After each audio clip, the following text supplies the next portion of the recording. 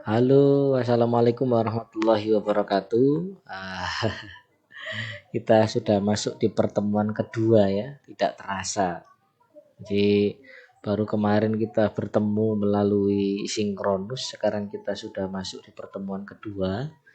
Saya kemarin sudah menyampaikan banyak hal terkait dengan pembelajaran ya, mulai dari belajar, pembelajar dengan pembelajaran. Nah, ini saya ingatkan sekali lagi bahwa proses belajar itu adalah proses perubahan atau proses merubah, baik dari perilaku, pengetahuan atau konteks apapun. Yang di dalamnya ada proses, ada metode, ada strategi. Ya, kemudian ada manusia yang melakukan di sana. Kemudian berikutnya ada pembelajaran. Jadi sebelum kita masuk ke sini tentunya harus punya semangat yang tinggi, harus punya keinginan yang kuat untuk bisa memahami ataupun memasukkan muatan-muatan materi ini di sini. Kira-kira sudah siap belum? Nah, kalau sudah siap jawab dengan lantang. Siap, Pak. Ayo. Siap belum? Nah, bagus. Sudah kelihatan semangatnya, sudah kelihatan bahagianya, itu bagian dari meningkatkan imun. Nah, kita masuk ke sini bahwa proses eh, pembelajaran itu adalah interaksi ya antara peserta didik dengan pendidik. Nah, ini kita lihat ini. Di proses interaksi peserta didik dengan pendidik dan sumber belajar pada suatu lingkungan belajar. Nah, ini artinya ada sebuah proses komunikasi yang terjadi antara seorang guru atau seorang pendidik dengan seorang peserta didik atau siswa. Nah, di dalam pembelajaran ini adalah proses mendidik. Poin pentingnya di situ. Kalau dalam proses mendidik itu pasti ada proses mengajar juga. Tapi kalau proses mengajar belum tentu ada proses mendidik. Nah, ini yang perlu kita tekankan bersama. Nah, bahwa pembelajaran itu merupakan bantuan yang diberikan pendidik agar dapat terjadi proses pemerolehan ilmu dan pengetahuan. Nah, selain ada proses transfer ilmu antara guru dengan siswanya, tapi juga ada eh, apa ya? Kalau Ki Hajar Dewantara bilang itu ada engar sosong tulodo, ing madya mangun karso, tuturi handayani. Yang di depan memberikan contoh, yang di tengah memberikan semangat atau ya semangat, kemudian yang di belakang memberikan dorongan. Nah, ini artinya ada stimulus-stimulus yang diberikan untuk bisa mencapai atau memeroleh baik itu ilmu pengetahuan ataupun perubahan-perubahan yang lain, baik itu sikap ataupun ketekunan di dalam melakukan pembelajaran di kelas. Nah, ini perbedaan antara belajar dengan pembelajaran. Ini kemarin juga sudah sempat kita bahas ya. Terletak pada fokus bahasannya bahwa belajar itu ada peserta didik dan proses yang menyertai perubahan tingkah laku. Poin pentingnya di sana, tapi sebenarnya belajar itu konteksnya tidak hanya perubahan tingkah laku, tapi banyak konteks yang bisa bisa ditempatkan begitu. Bisa jadi pengetahuannya atau materi. Nah, banyak perspektif yang bisa muncul dari belajar ini. Kemudian pembelajaran itu adalah upaya guru membuat peserta didik belajar. Nah, itu. Jadi supaya sikapnya itu sikap siap belajar, punya pola belajar, punya strategi belajar, punya metode dalam belajar, punya kemandirian dalam belajar. Nah, ini.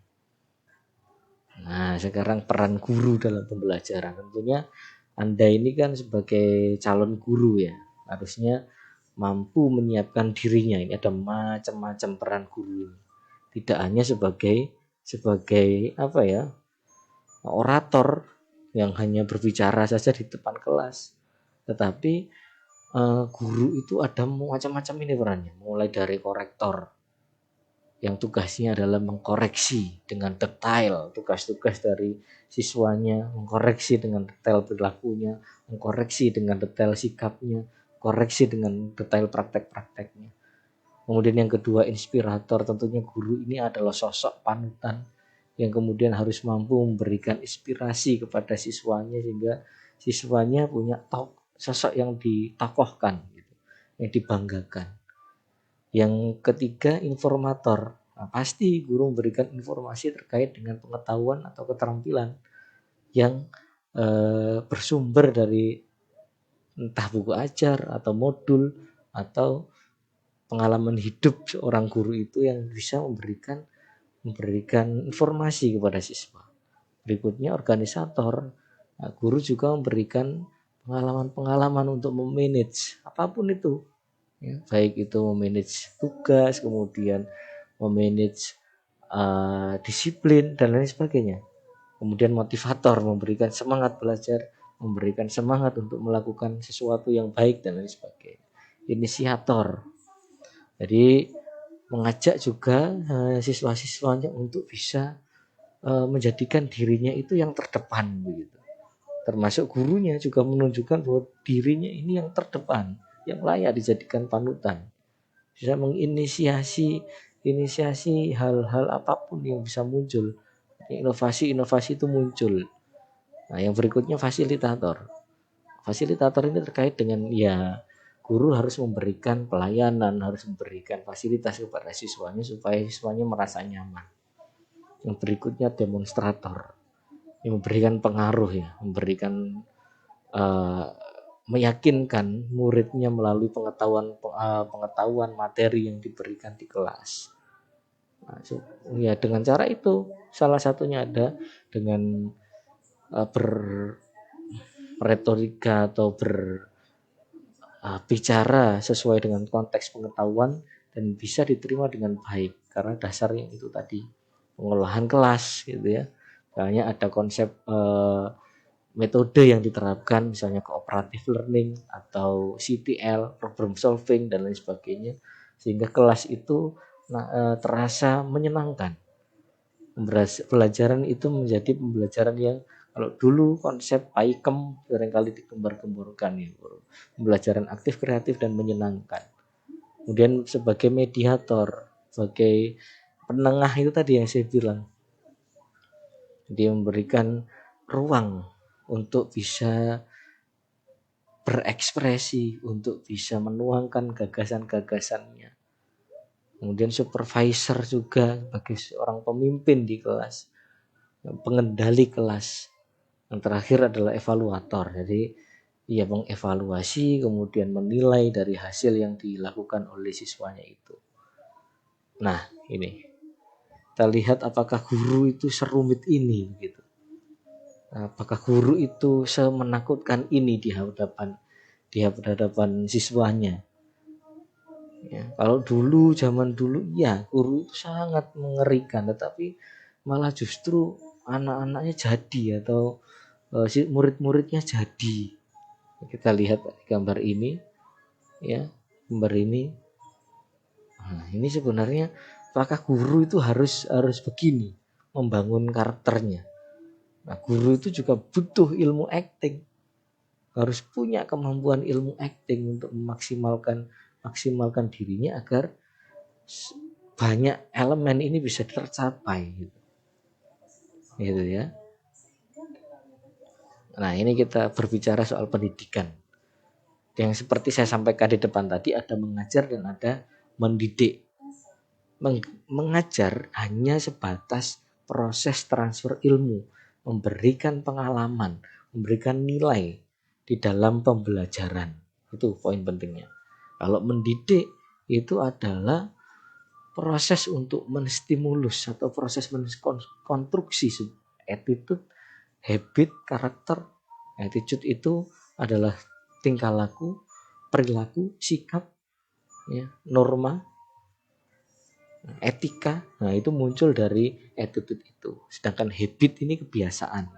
Bagaimana menancapkan pada dirinya punya kebiasaan yang baik jika awalnya kepribadiannya atau sikapnya itu tidak baik. Maka habit ini harus ditancapkan untuk siswa. Nah, behavior ini adalah pola psikologi, stimulasi respon supaya siswanya ini punya punya kepekaan menjadi pribadi yang baik, pribadi yang berguna untuk semua orang, punya psikologi yang